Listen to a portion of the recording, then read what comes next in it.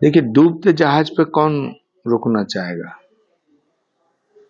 कांग्रेस एक डूबता जहाज है और फिर जिसके कैप्टन राहुल गांधी हों, उस जहाज में कोई नहीं रुक पाएगा। छलांग लगा लगा के लोग भाग रहे हैं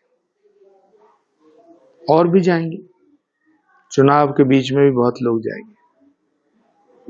जितने बड़े सीनियर नेता हैं कांग्रेस के, उनका सबका दम घुट रहा है। उनकी बेइज्जती हो रही है, उनका अपमान हो रहा है। राहुल गांधी जी के जो नौकर हैं वो उनका अपमान करते हैं। करुणाकरण की बेटी, सुरेश पचौरी, अशोक चौहान, ये सब बहुत बड़े नेता हैं। गुलाम नबी आजाद, ये सब बहुत बड़े नेता हैं। इनकी रगों में कांग्रेस का लहू दौड़ता था। लेकिन ये सब क्यों गए? क्योंकि राहुल गांधी जी के जो नौकर हैं वो इनकी बेइज्जती करते हैं। कांग्रेस पार्टी वो पार्टी है जो बड़े बड़े नेताओं की पार्टी थी, लेकिन अब कांग्रेस को नौकर चला रहे हैं और वो नौकर बड़े बड़े नेताओं की बेइज्जती करते हैं, तौहीन करते हैं, अपमान करते हैं। कभी आप पूछिएगा कमलनाथ जी से, अकेले में पूछिएगा, दिग्विजय सिंह जी से पूछिएगा, आनंद शर्मा जी से पूछिएगा, गुलाम नबी आजाद साहब से पूछिएगा, कपिल सिब्बल से पूछिएगा, आरपीएन सिंह, जितिन प्रसाद, सुष्मिता देव, सुरेश पचौरी जी से पूछिएगा। मेरी बात पर यकीन मत करिएगा, पूछिए इन नेताओं से। ये सब वो नेता हैं जो इंदिरा गांधी जी के साथ रहे, राजीव गांधी जी के साथ रहे, सोनिया जी के साथ रहे। उनकी कितनी तौहीन होती है, इनका बड़ा दिल दुखी है। तो ये सब एक एक करके जा रहे हैं और भी जाएंगे। आपको पार्टी से निकाल दिया गया। सुरेश पचौरी साहब कल बीजेपी में शामिल हो गए, कांग्रेस छोड़कर। तो इस तरह के ऐसा क्या वजह है, क्या मानते हैं जो कांग्रेस को इंटरनेशनल पार्टी है और लोग छोड़ छोड़ के जा रहे हैं? कांग्रेस की बर्बादी के लिए सिर्फ एक व्यक्ति जिम्मेदार है, जिनका नाम राहुल गांधी है। जब तक राहुल गांधी कांग्रेस में है, तब तक इस कांग्रेस को कोई नहीं बचा सकता। प्रियंका गांधी जी भी अभी चुनाव का क्लियर नहीं हो पाया कि कहां से चुनाव लड़ेंगी। वो अपने सर्वाइवल की लड़ाई लड़ रही हैं पार्टी के भीतर। उनका भी सम्मान नहीं है, उनको कोई जिम्मेदारी नहीं दी है। ये दुर्भाग्य है, जबकि कांग्रेस पार्टी की सर्वाधिक लोकप्रिय नेता प्रियंका गांधी है।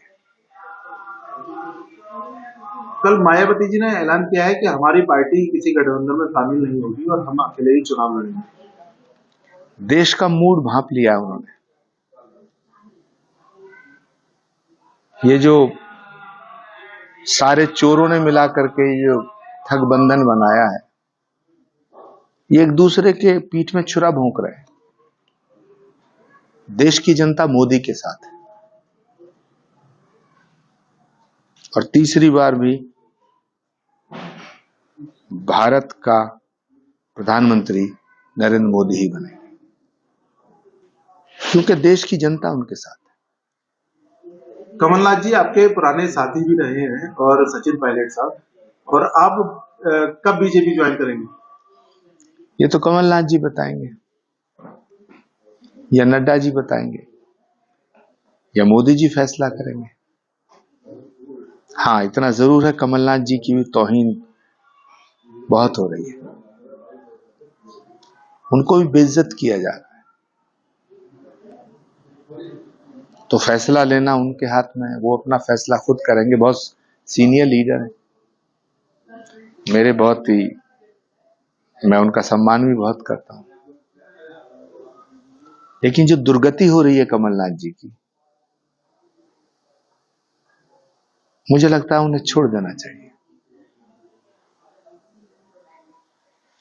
प्रधानमंत्री जी पश्चिमी बंगाल गए थे। उनका कहना है कि अब तक हमने अवसर पैदा किए हैं और लगातार जो लोगों ने जमीनें छीन ली थी, कारोबार छीन लिए थे, वो लगातार हम लोगों को पहुंचा रहे हैं। यहाँ तक कि घोटालाबाजों को फायदा पहुंचाने के लिए 25 लाख रुपए की जॉब कार्ड बनाकर लोगों को दे दिए गए थे, लेकिन हम उसमें लगातार काम कर रहे हैं। क्या मानते हैं इस सबको? देखिए, अगर पिछले 10 सालों से देश के प्रधानमंत्री मोदी ना होते तो वेस्ट बंगाल तो बांग्लादेश बन गया होता।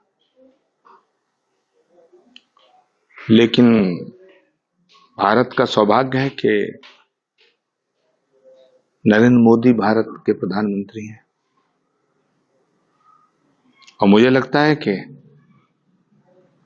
पश्चिम बंगाल की जो जनता है वो टीएमसी के अत्याचारों से अब इतनी दुखी हो चुकी है कि 2024 में मुझे लगता है कि प्रचंड मतों से नरेंद्र मोदी का समर्थन होगा, नरेंद्र मोदी जी की पार्टी जीतेगी, भाजपा जीतेगी।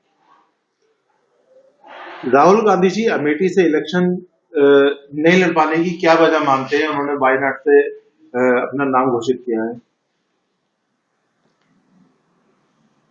हारने का डर है। अमेठी लड़ेंगे तो हार जाएंगे। वहां की जनता ने स्मृति ईरानी जी को अपना लिया है। उनके सुख दुख में स्मृति ईरानी साथ खड़ी रहती है। राहुल गांधी पिछले 5 साल में 5 बार भी अमेठी नहीं गए। तो किसी भी नेता को जब ये पक्का पता होता है कि तुम वहां से हार जाओगे तो वहां से नहीं लड़ता। राहुल जी अगर अमेठी लड़ेंगे तो हार जाएंगे, ये उन्हें पता है, इसलिए वो वहां, मुझे नहीं लगता कि वहां से लड़ेंगे।